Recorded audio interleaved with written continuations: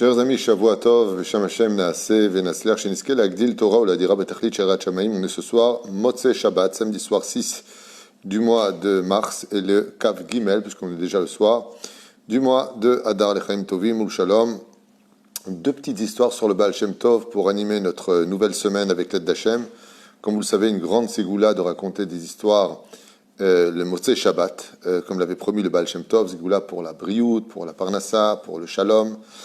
Car la chassidoute est un médicament extraordinaire pour tous les problèmes de la vie. D'où l'importance d'étudier Bezrat Hashem tout le temps, la chassidoute, que ce soit le Tanya, l'Écoutez Moharan ou d'autres livres qui ont été écrits dans ce domaine. Shiur aujourd'hui, Bezrat Hashem, acheté, donc que le mire du Baal Shem Tov lui apporte tout le réconfort espéré, Bezrat Hashem, par Yehuda Ben Amou, pour remercier son frère Jonathan Ramou, Ben Ariane pour son aide, qu'il trouve un bon zévouk, une grande réussite sur tous ses chemins, ainsi que tout le peuple d'Israël. Avec sa permission, on demandera en même temps la refouach lema de tous les malades d'Israël, Bichlalam, Moratimi, Sarat al-Batifrat, Myriam, Asher ben Moshe, Jami, Yanaï ben Esther, Chai, Inon ben Jessica, Fleurette, Aviva, René Machlouf ben Sarah, Mishpachat ben Moussa, Aaron ben Esther Sangel, Chaya, Rochama, Esther Batrivka, Julo ben Yasmin Yadan, Aaron ben Mesaouda Yaakov ben Rachel. Ou Bichlalam, une grande refouach lema Lama Mira pour une jeune femme qui a besoin de nos prières, si vous pouvez. Bezrat Hashem Neora Bat Rachel, Lama Mira, Lechaim Tovim, Shalom, Amen, Amen. Oufren,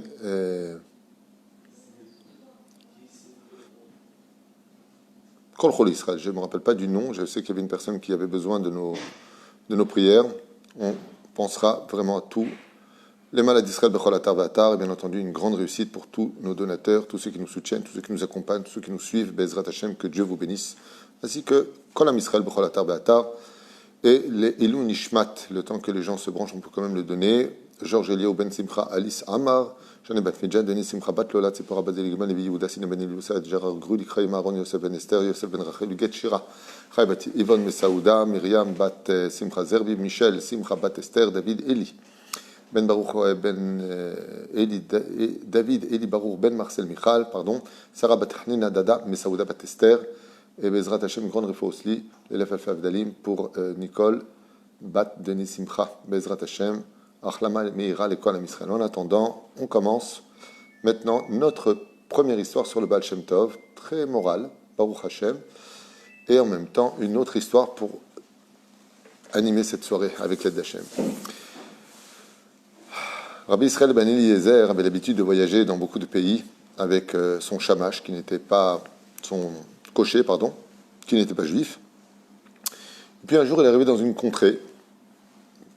Il descend du carrosse et puis il se dirige vers la Beth Knesset. C'était juste quelques jours avant la fête de Rosh Hashanah. Et en s'approchant vers la synagogue, il est stupéfait.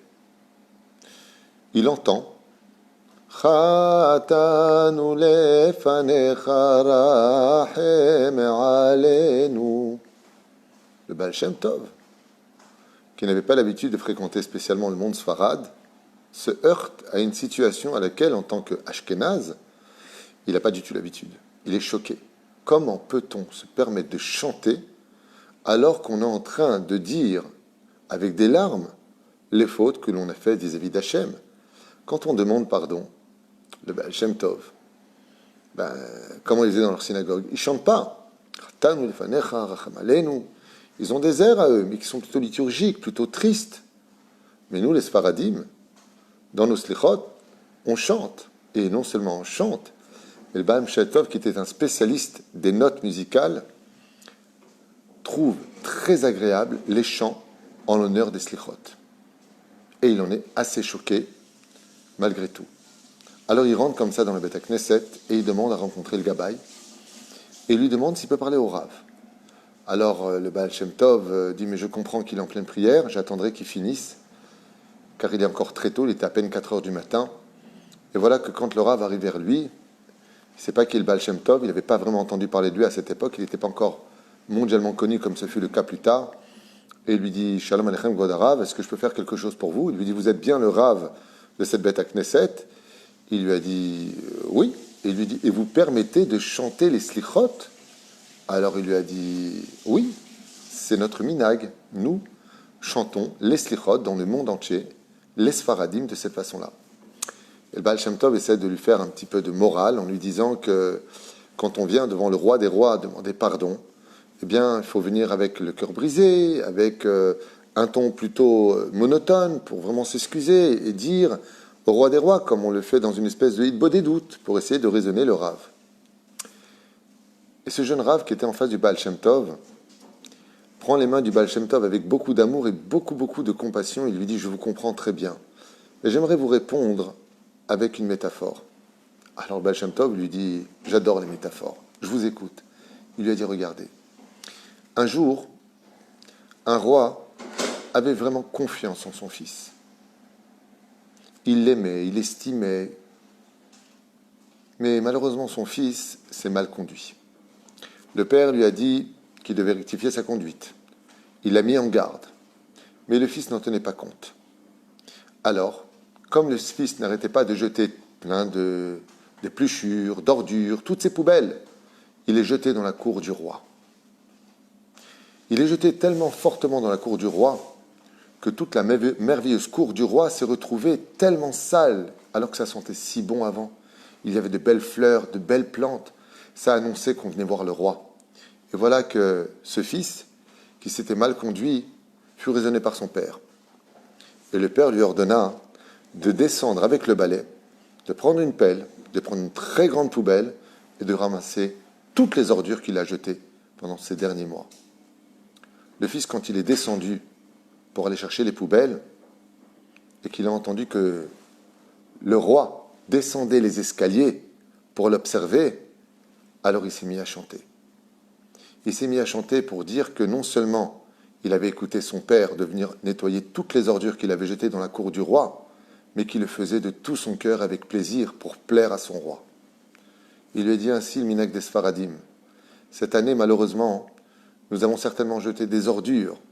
Nous avons certainement fait des choses qui ont sali la cour du roi. Mais on sait que pendant le mois de Elul, le Créateur du monde descend. Le Père, Akadosh Baruch Hu, le roi des rois, descend vers ses enfants. Comment nous pourrions balayer avec tristesse?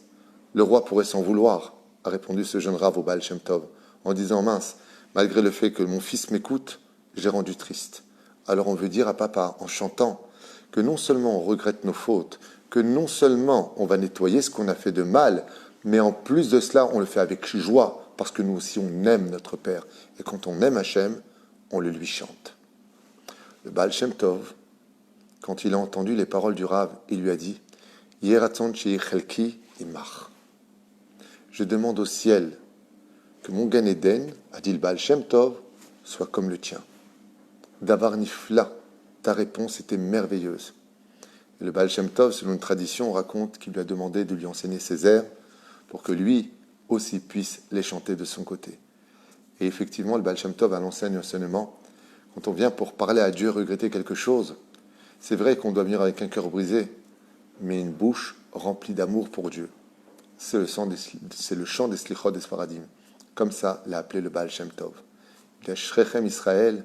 C'est extraordinaire de voir combien le peuple d'Israël est rempli d'amour et que c'est vrai que quelque part, quand on veut montrer au roi des rois que non seulement nous sommes contents d'écouter sa voix, même s'il faut descendre dans les ordures ramasser le mal qu'on a fait pendant l'année, n'oublions pas que Dieu nous a envoyé ramasser ce mal, la teshuva, dans l'amour, nettoyez vos fautes.